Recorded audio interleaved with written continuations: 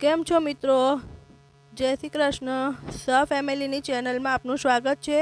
આજની આપણી રેસીપી છે મેગીના ભજીયા. તો આપણે બનાવવાની શરૂઆત કરીએ.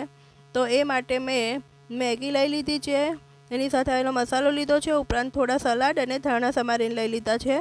સાદા મસાલા, બેસન, કેચઅપ લીધું છે. બાફવા માટે પાણી લઈશું અને તેલ લઈશું. તો શરૂઆતમાં આપણે પેણીની અંદર પાણી થોડું લઈ લેવાનું છે મેગી બાફવા માટે. ત્યારબાદ એની અંદર થોડું તેલ એડ કરીશું અને ત્યારબાદ થોડું મીઠું એડ કરીશું. ત્યારબાદ જે આપણી પાસે જે પ્રોડક્ટની નૂડલ્સ હોય, મેગી હોય, યીપ્પી હોય કે શીઝવાન ગમે તે, તો એને આ રીતે તમારે જે માપમાં બનાવવું હોય તો એ માપમાં લઈને બાફવા માટે ટુકડા કરીને મૂકી દેવાની રહેશે પેણીમાં. આપણે બહુ મેગીને બાફવાની નથી, થોડી બફાઈ જાય એટલે આપણે એને નીતાળી લેવાનું છે. હાથમાં અડતા તૂટી જાય બસ એટલું જ બાફવાનું છે, બહુ બાફવાનું નથી. અને ત્યારબાદ આપણે એને બાફેલી મેગીમાંથી જે વધનું પાણી હોય એ નીતાળવા માટે કાંટાવાળા વાસણમાં લઈ લીધું છે. ત્યારબાદ આપણે એક તપેલીની અંદર જેમાં ખીરું બનાવવાનું છે એમાં આપણે ધાણા એડ કરીશું. ત્યારબાદ આપણે સમારેલા જે ટામેટાં લીધા છે એ એડ કરીશ. ત્યારબાદ આપણે બીટ છે જે આપણે લીધું છે ઝીણીને એ એડ કરી લઈશું અને સમારેલી જે ડુંગળી છે એ આપણે લઈ લઈશું. આપણે બેસનથી ખીરું બનાવીશું, પરંતુ એમાં પાણીનો આપણે સહેજે ઉપયોગ કરવાનો નથી. બાફેલી જે મેગી છે એ મેં ઓબ્ઝર્વ કરેલું જે પાણી હોય એ અને સલાડમાં રહેલું જે પાણી હોય છે ને એનાથી જ ખીરું થઈ જશે. તો આ રીતે તપેલીમાં સલાડ લઈ લીધા બાદ આપણે જે સાદા મસાલા મરચું, મીઠું, હળદર લઈ લઈશું અને મેગી કે તમારે જે મતલબમાં નૂડલ્સ જે પ્રોડક્ટનો મસાલો આવ્યો હોય તો એ સાથે જે મસાલાની પડીકી આવે છે એ આપણે મેગીના મસાલાની પડીકી એડ કરી દઈશું. મેં 2 કેક લીધી છે એટલે હું 2 પડીકી એડ કરીશ. તો આ રીતે સલાડ મસાલા આપણે લઈ લીધા છે અને સારી રીતે મિક્સ કર્યા બાદ આપણે મેગી જે બાફીને રાખી છે સાઈડ પર નીતારવા પાણી એ લઈ લઈશું. તો મસાલા, સલાડ અને મેગી ત્રણેયને સારી રીતે મિક્સ કરી દઈશું. એટલે આની અંદર પાણી રહેલું જ છે એટલે આપણે એને બાઇન્ડિંગ કરવા માટે ખીરું બનાવવા માટે પાણી ઉમેરવાનું નથી.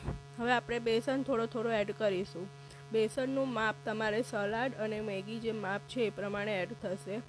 એ થોડું તમે બેસન લેશો અને આ રીતે મિક્સ કરશો તો જેમ બાઇન્ડિંગ આવી જાય અને ભજીયા મૂકવા પાફા આવે એવું ખીરું રેડી થાય એટલું જ બેસન એડ કરીશું આપણે.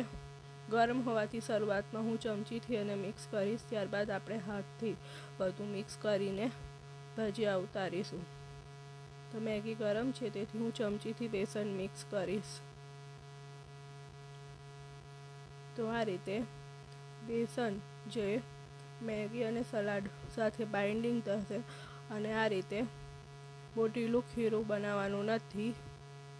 જો મિત્રો મેં જે રીતે લીધું છે ને જે ભજીયા ઉતારતા આ રીતે ફાવે, જેમ કે મંચુરિયનના કેવા ભજીયાનું ખીરું આપણે કરતા હોઈએ એ રીતનું જ કરવાનું છે. તો આ રીતે આપણે ગરમ તેલમાં મૂકીશું અને અલટ-પલટ કરીને ભજીયા સારી રીતે તળી લઈશું. બીટ અને ટામેટાને લીધે એમાં રેડિશ કલર આવશે, તમારે એને બ્રાઉનિશ કલર થાય ત્યાં સુધી તળવાનું રહેશે. બાળકોને આ મેગીના ભજીયા ખૂબ જ ભાવતા હોય છે. મિત્રો તમે એકવાર અવશ્ય ટ્રાય કરજો, ખરેખર ભજીયા ખરેખર સરસ બને છે. આ રીતે અલટ-પલટ કરીને આપણે મીડિયમ ફ્લેમ પર તળી લેવાનું છે. આ રીતે હું બધું જ ખીરાના જે ભજીયા છે એ હું તળી લઈશ. સાદી નૂડલ્સ આવે છે એના પણ તમે ટુકડા કરીને બાફીને આ જ રીતથી ભજીયા કરી શકો છો. કોઈ બી પ્રોડક્ટની નૂડલ્સ હશે તો એનાથી ભજીયા સારા જ થશે. તમારે ખાલી મસાલો મેગીનો એડ કરી દેવાનો તો આપણને ટેસ્ટ આવી જ જશે. તો આ રીતે હું બધા જ ભજીયા તળી લઈશ.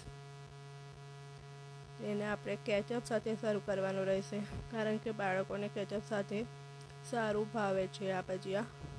આ ઉપરાંત તમે ઇવન ચટણી કે સોસ સાથે સર્વ કરી શકો છો. ચીલી સોસ સાથે પણ કેચઅપ સાથેનો ટેસ્ટ સારો લાગે છે, તો હું કેચઅપ સાથે સર્વ કરીશ. તો આપણા મેગીના ભજીયા બનીને રેડી થઈ ગયા છે. તો આવી જ નવી નવી રેસીપી શીખવા માટે મારી ચેનલને લાઈક, શેર અને સબસ્ક્રાઈબ કરજો. Thank you.